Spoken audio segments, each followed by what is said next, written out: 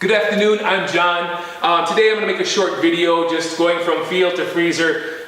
Today's entree is squirrels. So before people get all bent out of shape about eating these cute little creatures, I've been doing it for a long time. I'm not going to sit here and make my case for it while you're eating your chicken McNuggets enjoying those things. Yeah, that's food. Actually, I know where this squirrel came from.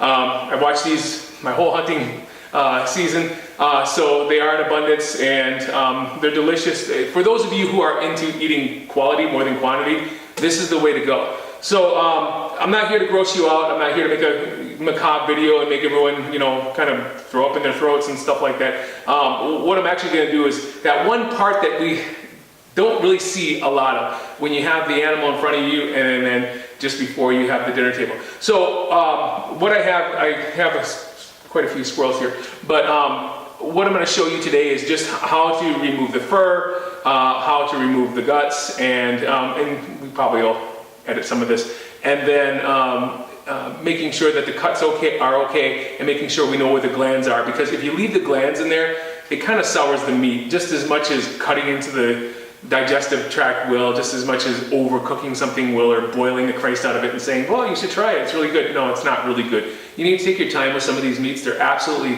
flavorful if you actually know how to cook those. So get a book, look on the internet, Google it, whatever. There's a lot of different recipes on how to prepare a squirrel for different casseroles, dishes, fried squirrel, squirrel fajitas, which I've never had, by the way. So I'll begin. Let's talk more cutting. So what we have is a squirrel that this was a headshot, which is where I like to shoot them every time. I can't say I do all the time, but definitely there's not a lot of meat on a squirrel, so if you're taking body shots or hitting them in the guts and stuff like that, you're really losing a lot of meat. So if you can shoot the head, then at least you're in a comfortable spot where you're confident. So the fur doesn't come off as quickly as rabbit fur does. Rabbit fur tends to peel pretty quickly and easily.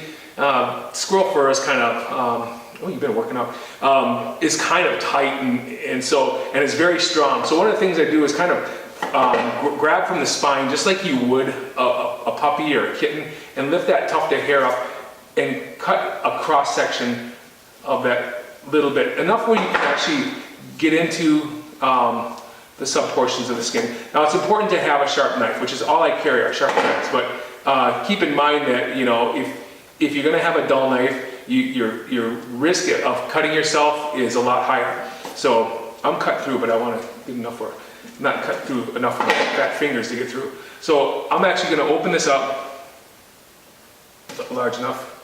And so what you're going to end up doing is getting your fingers into the incision that you place here, and then you're going to open up the skin just like you would if it was wearing a pair of pants and a shirt.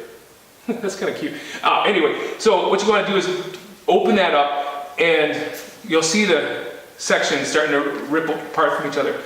Circulate the animal as well, because what you don't want to do is just rip from one side or the other, because you're going to end up having some problems. So this is not a very pretty process, but it's thorough, and I see a lot of people trying to skin these out like deer, and and if you do it in the field after you harvest them, oh my God, the skin just jumps right off. So it's best to do the cleaning and anything out in the field. Now, if you take a look at what you're seeing here, is you really are seeing these coming off just like pants. See that? We're going to do the same thing to the upper side. We're going to get the elbows up. Remember when you're dressing your kids and you can't get their shirt off because they're still sleeping because you just pulled them out of the car seat and they're hot and sweaty and full of French fries? Same thing, exact same thing, less fries. So what we're going to do is, you'll see that I'm going to get them up to the paws.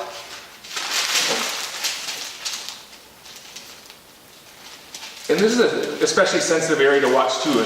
The armpits also carry a couple of glands, and you want to make sure those glands are removed as well. Those are the ones that you don't want to miss. And they're pretty easy to find as well. Except for some people who don't do this very often. They're pointing to them and they're like, what? Where is it? So,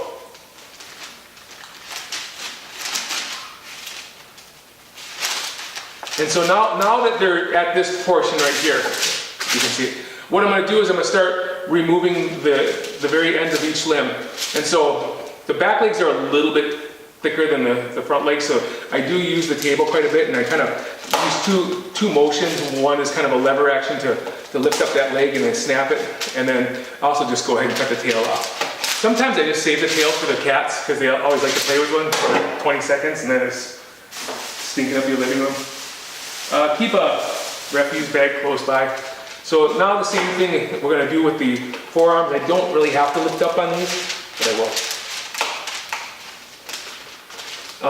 And then some people like to switch out knives when they do these because they don't want to use their cleaning knife to cut any bones or anything.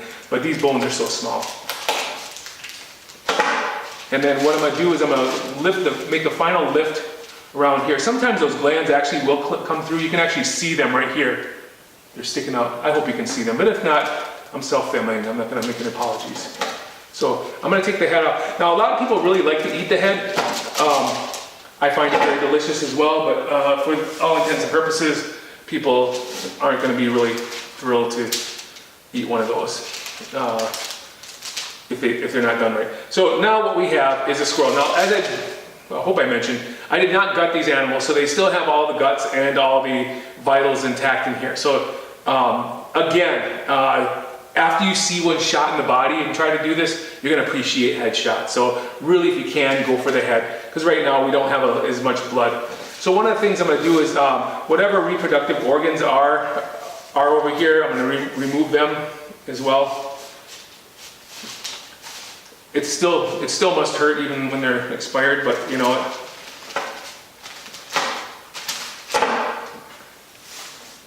And then now, what we're going to do is this is kind of similar to a deer. You're going to split the hind quarter. There's also a pelvic bone right here that's going to open up, and it's going to open up the digestive area. So basically, your poop chute is what it's opening up. And then what you're going to want to do is you're going to want to run your knife blade up and around the intestines, because you don't want that knife blade to come through. I happen to have a gut hook on this, so what I'm going to end up doing is actually just running this portion up with a blade and pulling that all the way to the top. Now the whole center of the squirrel is opened up. So this isn't the most pretty part for anyone to watch, so I'm not going to make it anyone's business. You get it. They have a heart, lungs, liver, gallbladder, all these other things, and you don't have to look at them. So I'm gonna take these out at the moment right now. And if you do this right and actually follow the vitals down and get along the spinal cord, you can actually pull these out in one clean swoop. And you won't end up having to run a paper towel or a faucet on these to get them absolutely clean. You do want to be thorough, and what you end up having is a nice clean body of meat here. So there are a couple of glands. Some of them got pulled out through these areas. Also right here, we have a couple of glands in the pit area that I do like to remove. Sometimes I'll remove just the whole arm itself before I pull this out, but that way they're completely exposed. Again, if you cook these in there, you will notice it. You will not notice it. In squirrels, they look kind of like boogers, but they don't taste as good. They're not really huge, but they can make a difference. So these are gone. So one of the ways of preparing now, so now we're at the quartering section. So what we're going to do is we're going to open this up. What we can do is take the shoulders off. Now, the shoulders aren't really held on by bones on a deer, but there is one bone that always seems to reappear on these shoulder blades on these squirrels, but it's a very small one.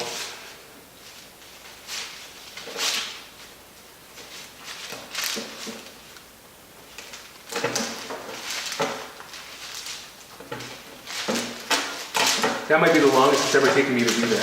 Still doing it. Okay. So this is all meat, good meat. The main portion that you want to look for if you're going to be if you want a lot of squirrel meat, it's going to be in the back legs here, in the hind quarters.